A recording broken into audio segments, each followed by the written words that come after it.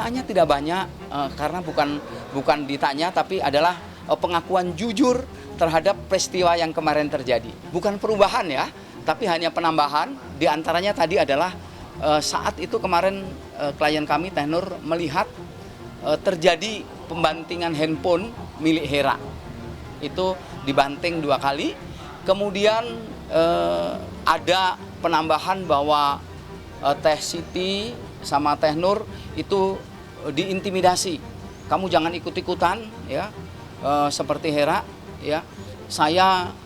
Orang-orang saya adalah penggede-penggede, banyak anggota DPR, banyak polisi-polisi. Saya aja cerai aja 3 kali menang, apalagi hanya ngelawan kalian-kalian. Tadi disampaikan adanya perampasan KTP ya, perampasan KTP milik Teh Nur ya sama Teh Siti. Jadi KTP yang tadinya ada di security pas saat beliau masuk kerja kemarin sempat dikembalikan, dipegang beberapa menit lalu diambil kembali oleh Ibu E dan sampai hari ini masih ditahan dan tidak segera dikembalikan. Alasan penahanan KTP mungkin apa? Tidak jelas, tidak disampaikan apa penyebabnya dan lain sebagainya. Yang pasti saat security mengembalikan kepada klien kami dan Mbak Siti, itu security-nya diomel-omeli, kenapa kamu mesti kembalikan?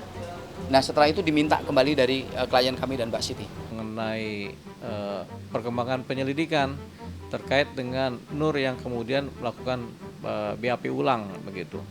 Nah ternyata hasilnya Nur ini tampaknya menarik BAP yang pertama dan kemudian melakukan BAP yang kedua gitu. Jadi BAP pertama ditiadakan, BAP kedua lah yang dipakai. Persoalannya antara BAP pertama dan BAP kedua itu bertentangan.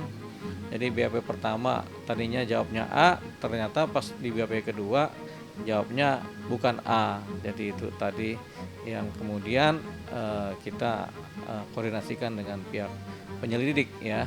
Nah dari situ memang ada gambaran mengenai hasil dari keterangan si Nur sebagai saksi, di mana tampaknya menguatkan posisi Hera sebagai pelapor.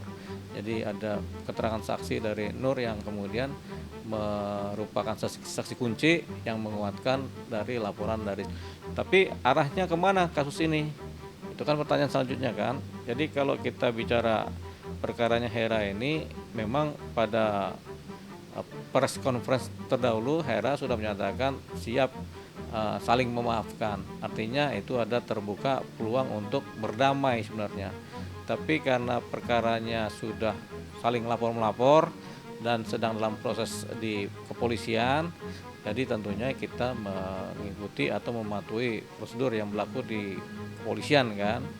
Nah tapi ada dua jadinya. Kalau kita kemudian mengikuti proses di kepolisian sampai selesai, tentu ada yang sampai sidang, artinya nanti ini sampai di persidangan.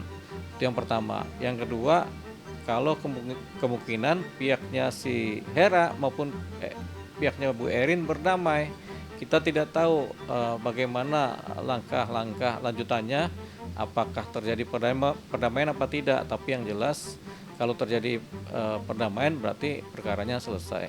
Nah kalau kami sebagai pengacara harapannya adalah perkara ini selesai tanpa melulu mengikuti proses persidangan.